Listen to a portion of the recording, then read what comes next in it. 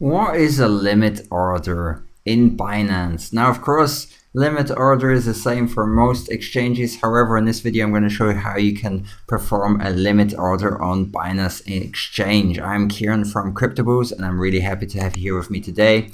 So, quick overview of what we've got here on our window. So on the left side, we've got our chart BTC USD.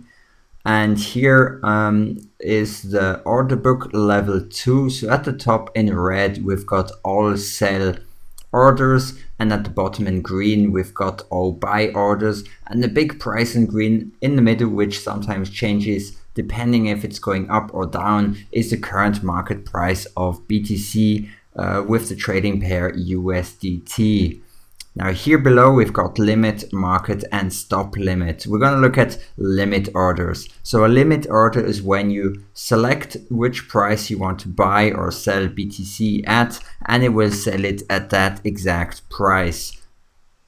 So you can actually click one of these price points here or put in the price that you would like. I suggest clicking, as it makes sure that you won't have any typos in it.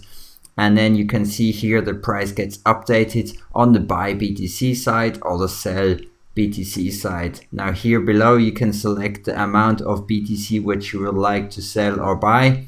And you can actually, at the moment I don't have any funds on this account. However, here you could also select if you want to buy 25% of BTC with the funds you've got, 50, 75 or 100%. And here below it would show the amount of value that this transaction would have. Now, of course, on the seller side, it's more or less the same thing. Here you've got the price which you will be selling at the moment. Now, $9,205 would be maybe much too little to sell. So here you could select, for example, another price point, and you would be selling now at $9,211.99.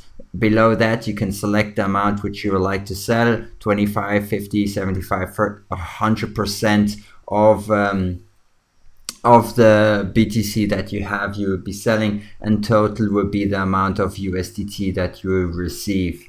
Now, the good thing is with limit orders is that you know exactly which price point you are selling or buying Bitcoin at, and you won't have any surprises because of spread. Now, that's a big difference because market order will perform at the current best price. So that means that you don't actually know which price the whole order will be filled at, which means that you can actually receive less BTC when you're buying it if you perform a market order, or you could receive less USDT if you're selling it because there's not enough liquidity in the market.